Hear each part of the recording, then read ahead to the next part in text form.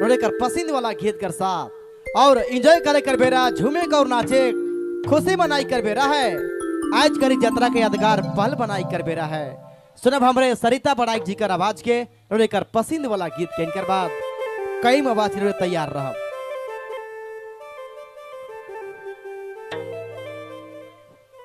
hello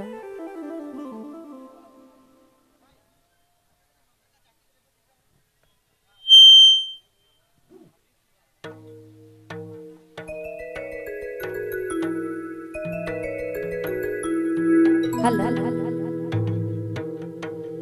एक गा दिल मो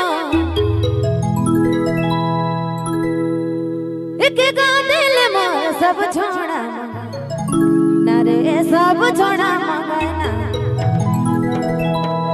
के दे बुरे दिल के दे बुहा दिल के